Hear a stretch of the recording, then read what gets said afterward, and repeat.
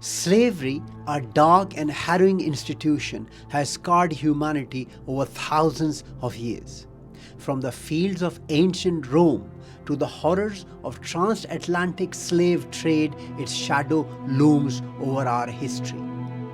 But did you know that slavery isn't just a relic of the past? Today, an estimated 50 million people live worldwide in modern-day slavery, forced into labor, marriages, and exploitation. In the Bite Size today, we'll take a journey through the history of slavery from its ancient roots to its modern devastating forms. Watch the video till the end. If you are seeking clarity in the core concepts, fundamental principles, and basic beliefs of all religions, history and philosophy, you have come to the right place.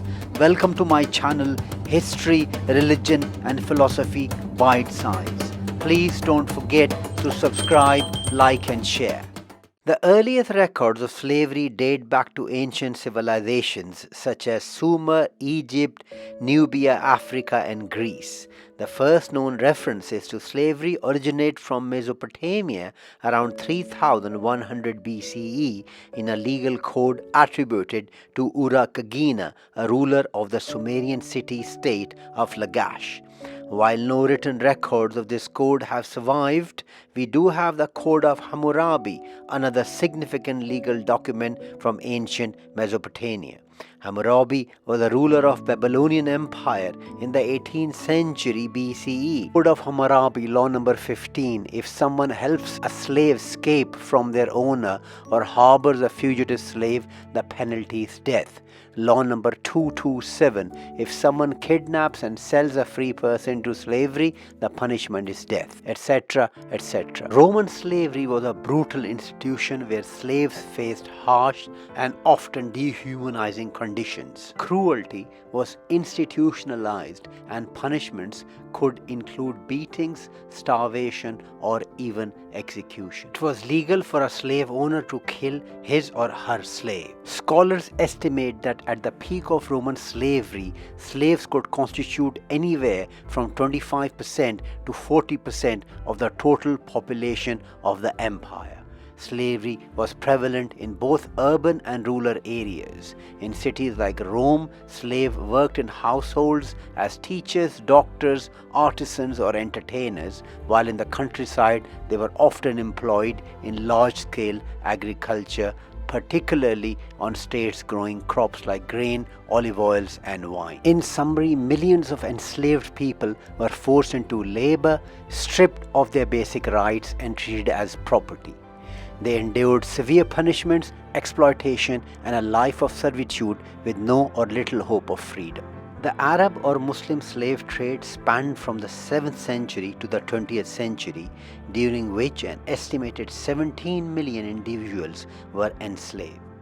This is far more than the transatlantic American slave trade, which lasted for about 400 years. Slavery existed in the pre-Islamic period. However, with the rise of Islam and its significant territorial expansion, the slave trade became highly profitable, widespread, and deeply entrenched. This trade incorporated several key routes, including the trans-Saharan slave trade, which transported enslaved people from sub-Saharan Africa to North Africa. Additionally, the Red Sea and Indian Ocean slave trades connected East Africa to Arabian Peninsula, the Indian subcontinent, and beyond. Hundreds and thousands of slaves died while being transported in extremely harsh weather conditions with minimal food and nutrition. Within the Muslim slave trade, racial discriminations were prevalent. Enslaved individuals of African descent, referred to as Abd, were subjected to extremely harsh conditions and severe punishments.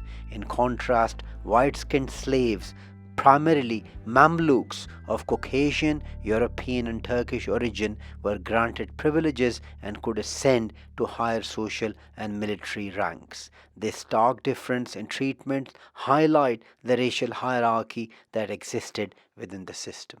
Slavery was officially abolished in the Kingdom of Saudi Arabia in 1962. Up to this point, slaves were still bought and sold in many towns, including Mecca.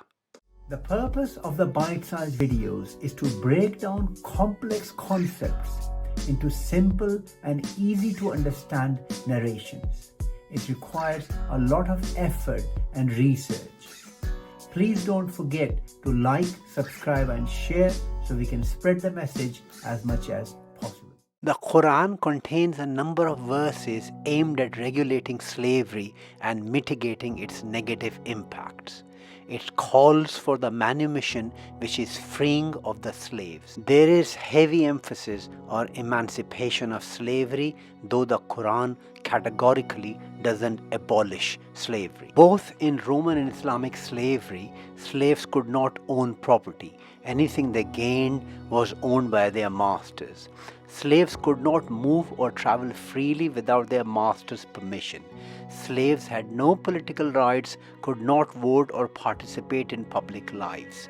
Slaves had no legal right, they could not testify in court or bring cases against free people. Slaves could not refuse to work or disobey their masters. Punishments were very harsh. Most slaves were not allowed to pursue education, though some were tutors, physicians, or scribes. Slaves were not allowed to marry legally. Relationships were informal and not recognized by the law. Under the Islamic slavery rules, slaves could marry, but marriages were not always legally recognized. Female slaves were forced into being concubines. Unfortunately, female sexual exploitation has been the most harrowing part of slavery in all civilizations and in all ages. The transatlantic slave trade was one of the largest and most inhumane forced migration in history, lasting from the 16th to 19th century. It involved the forced transportation of millions of Africans to the Americas, where they were enslaved to work on plantations, in mines, and in other forms of coerced labor. Over 12 million Africans were forcibly transported to the Americas during this period, with an estimated 1 to 2 million of them being Muslims. The term triangular trade refers to the three main voyages that characterize the transatlantic slave trade. British enslavers departed from ports such as Glasgow, Liverpool and Bristol, sailing to West Africa, where enslaved people were exchanged for goods such as guns, clothing, iron and beer. These enslaved individuals were then transported across the Atlantic on a harrowing journey known as the Middle Passage, during which an estimated 2 million people perished. Upon arrival in the West Indies or North America, the enslaved people were sold and the enslavers returned to England with cargoes of tobacco, rice and other goods to sell. Enslaved people resisted their oppression through revolts, escapes and the preservation of cultural traditions. Rebellions such as the Haitian Revolution played a pivotal role in the fight against slavery and the eventual dismantling of this brutal system. The transatlantic slave trade has left a profound and enduring legacy, including systemic racism, economic inequalities, and cultural diasporas. I have compiled a list of major abolitionist movements. While not exhaustive, this list highlights some of the most significant efforts over the past few centuries that contributed to the abolition of the heinous and harrowing crime of slavery. Modern-day slavery refers to a situation where individuals are exploited, controlled and deprived of their freedom to make choices, often for the benefit of others. Forms of modern slavery are forced labor, where individuals are coerced to work against their will under threat of violence, harm or other penalties. Human trafficking, which comprises of the recruitment, transportation, transfer or harboring of people through force, fraud or coercion for purposes of exploitation. Debt bondage, also known as bonded labor, where individuals are forced to work to repay a debt or loan, often under unfair terms that make repayment impossible. Child labor, where children are exploited for work that is harmful to their health, education and development, which includes trafficking, domestic servitude and hazardous labor and forced marriages, where individuals are forced into marriage without their consent and are often subjected to domestic servitude or sexual exploitation. According to the International Labour Organization, an estimated 50 million people worldwide were living in conditions of modern slavery as of 2021, including 27 million in forced labor and nearly 22 million in forced marriages. Women and girls account for over 70% of these victims.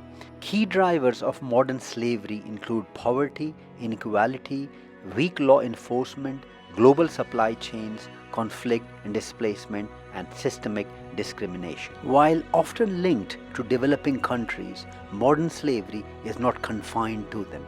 Many multinational corporations based in developed nations outsource production to regions with cheap labor, where workers endure exploitative conditions such as forced labor and unsafe environments.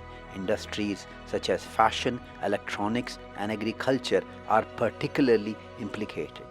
Consumerism, demand for inexpensive goods, and fast fashion further aggravates the problem. This graph depicts that in 2021, G20 countries imported $468 billion worth of goods at risk of modern-day slavery. The top 5 highest value at risk products imported by each G20 country were electronics, garments, palm oil, solar panel, and textiles. Just the United States alone imported $170 billion worth of goods at risk of modern slavery. I'm using the United States as an example because it is the leading nation amongst developed countries. Consumerism is not the sole driver of modern-day slavery. According to the 2018 Global Slavery Index, over 400,000 people in the United States are living in conditions of modern slavery. Industries such as agriculture, construction, domestic work, and hospitality are particularly impacted. Another critical issue is human trafficking, including sex trafficking, with over 10,000 cases reported in the US in 2022. Nearly 50% of the trafficking victims in the US are minor. Additionally, the US has one of the highest incarceration rates globally, with over 1.9 million people imprisoned as of 2023. Prison labor often involves exploitation, with wages ranging from just 23 cents to $1.15 per hour. Understanding the history of slavery reminds us of the need to continue fighting against all forms of oppression and exploitation. I've tried to summarize the history of slavery in a bite-sized video. This is by no means a comprehensive summary. I'd love to have your comments and suggestions on this video and for future endeavors.